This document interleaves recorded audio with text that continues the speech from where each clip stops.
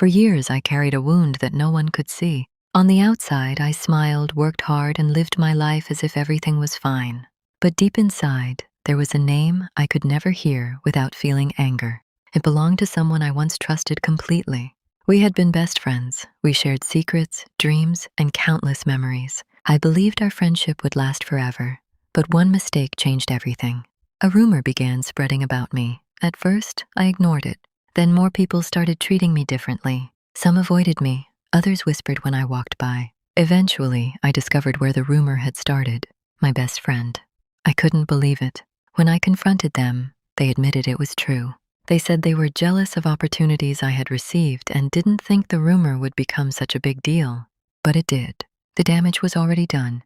That day, something inside me broke. I walked away from the friendship and promised myself I would never forgive them. Years passed.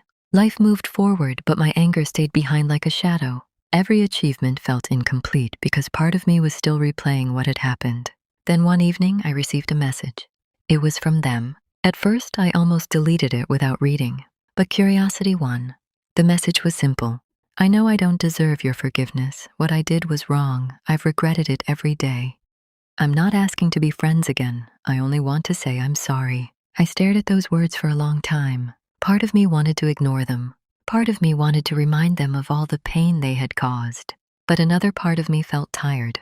Tired of carrying anger. Tired of reliving the same hurt over and over. That night, I realized something important. Forgiveness isn't about saying what happened was okay. It's not about forgetting, and it doesn't always mean rebuilding a relationship.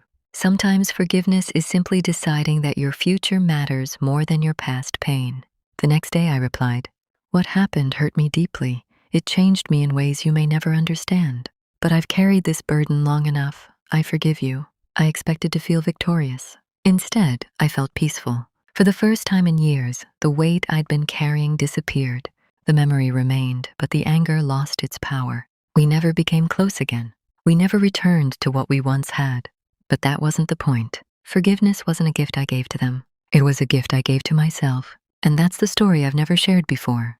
Not because I was ashamed of it, but because it took me a long time to understand that the strongest people aren't the ones who hold on to pain forever. They're the ones brave enough to let it go.